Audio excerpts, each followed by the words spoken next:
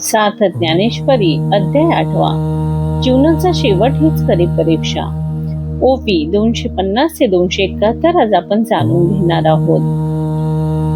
जीवन आणि मृत्यू यामधला मार्ग हा साधा नाही. श्रीकृष्ण सांगतात 2 मार्ग आहेत, एक आहे प्रकाशाचा आणि एक आहे अंधाराचा.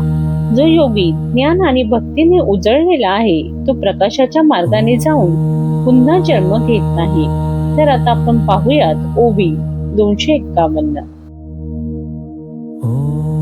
तरंगाकारेण जन्मेची न तरंग रूपेण निमेची, देवी देही जे देहींची वस्तू जाहरे. तरंगाबरोबर पाण्याची उत्पत्ती अथवा विनाश नाही, त्याप्रमाणे जे देहवान असताना देहानेच ब्रह्म झालेले आहेत. आता शरीराचे तयाची आठाई, आडनावही उरले नाही, तरी कोणी काळी काळी निमिते पाहे पा. आता या तत्ववेत्तेच्या ठिकाणी शरीराचे आडनावही उरले नाही, तर बाबा असा विचार कर की कोणत्या काळी काय नाश पावणार आहे. मग मार्गा ते काच या शोधावे, कोणे कोठून के जावे, जर देश कालादी आघवे आपणची असे. जर सर्व देश आणि काल आपणच आहोत तर मार्ग तरी कशाला शोधावे आणि कोणी कोठून कोठे जावे. आणि हांगा घटू जे वेळी फुटे, ते वेळी तेथेची आकाश लागे नीट वाचे, वाटा लागे तरी गगना भेटे, एरवी चुके. घट फुटताच घटाचा आकार नाहीसा होतो, त्यातील आकाश वाटेला लागून महाकाशाला मिळायचे राहील काय.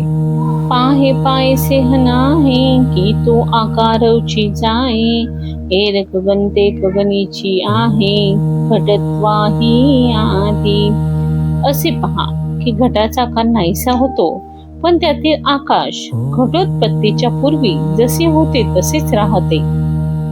या बोधाचे निसुरवाणे, मार्ग मार्गांचे साकडे, तया सोहन सिद्धान पडे योगी यांसी. अशा या बोधाच्या साह्याने त्या अहम ब्रह्मासी अशा बोधवान योग्यास मार्ग मार्गाचे संकट पडत नाही. या कारणे पंडुसुता तुवा होवावे योगयुक्ता, तुले निसर्प काळी साम्यता पैसा होईन. मग बोधाच्या साह्याने त्या अहम ब्रह्मास्मी अशा बोधवान योग्यास मार्गाचे संकट पडत नाही. मग भले तेथ भल तेव्हा, देह सोथवा जावा, परी अबंधा नित्य ब्रह्म भावा विकडू नाही. मग वाटेल तेथे वाटेल तेव्हा देह पाश असो वा जाओ, परंतु बंधरहित अखंड ब्रह्मस्थितीस बिघाड येणार नाही. तो कल्पांती जन्मा नागवे, कल्पांती मरणे नापलवे, माझी स्वर्ग संसाराचे निलाघवे झकवेना. तो कल्पाच्या आरंभी जन्मात सापडत नाही, कल्पाच्या अंती तो मरणाने बुडत नाही, आणि स्थिती मधल्या काली स्वर्ग संसाराच्या मोहाने तो फसलाही जात नाही. हे निबोधी जो योगी होई, तयासीची बोधाचे निटपणा आहे, काजे भोगा ते पेलून जाये नीच रूपाये. या बोधाने जो योग्य होतो त्यालाच त्या बोधाचे फळ मिळते, कारण भोगांना जुगारून देऊन तो आत्मस्वरूप स्थितीला प्राप्त झालेला असतो. पैगा इंद्रादिका देवा, जया सर्वस्वे गाजती राणीवा, ते सांडणे मानुनी पांडवा डावली जो.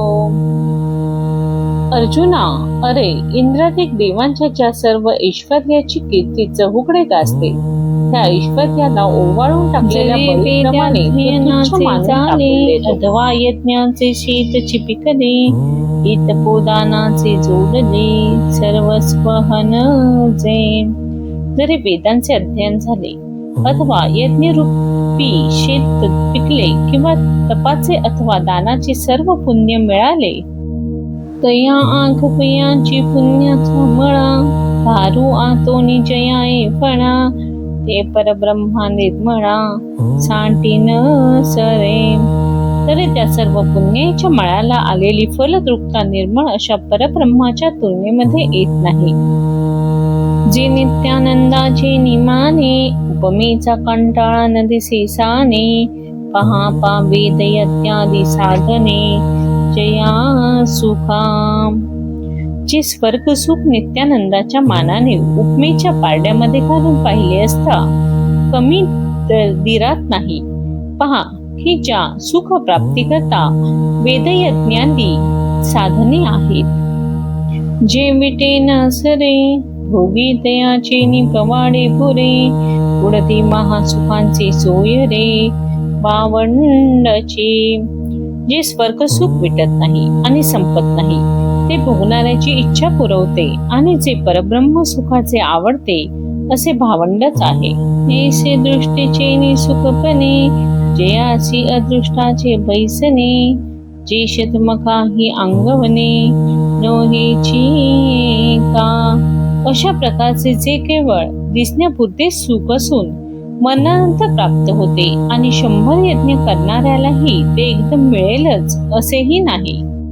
तया ते योगीश्वर अलौकिके देखीचे निहात तुके, अनुमान ती कौतुके तवहरुवार आवडे.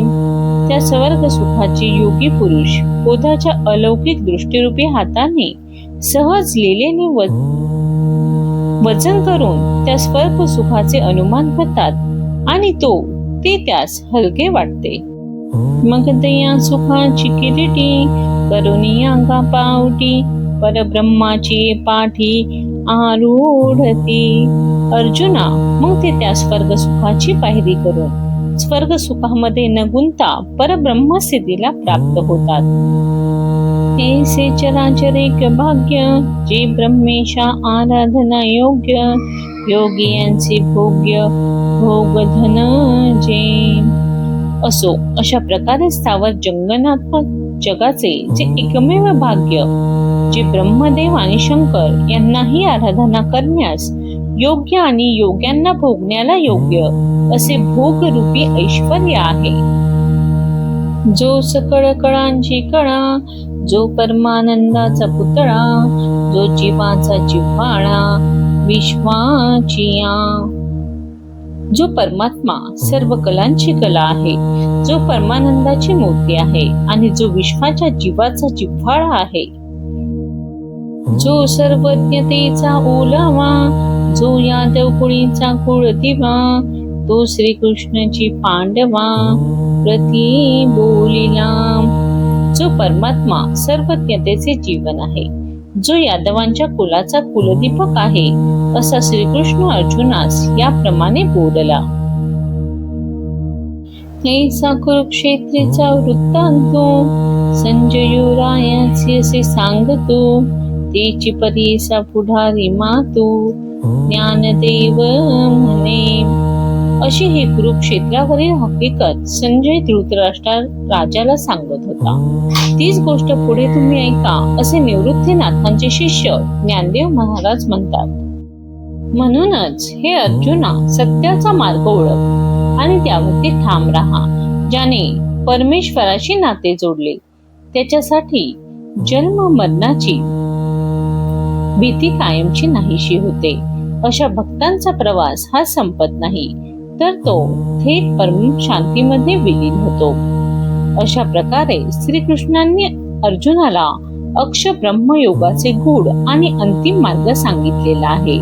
जन्म मरणाच्या चक्रातून मुक्त होण्यासाठी सतत परमेश्वराचं स्मरण आणि अखंड भक्ती हाच खरा उपाय आहे. जो भक्त अंतकरणाने भगवंतामध्ये एकरूप होतो त्याच्यासाठी काळ, मृत्यू आणि भीती यांचा काहीही प्रभाव राहत नाही आणि तो आत्मा शेवटी परम शांतीमध्ये विलीन होतो. अशा या दिव्य ज्ञानाने अध्याय 8 संपन्न झालेला आहे. असेच नवनवीन आध्यात्मिक व्हिडिओ पाहण्यासाठी चॅनेलला लाईक करा, सबस्क्राईब करा आणि शेअर करा. धन्यवाद.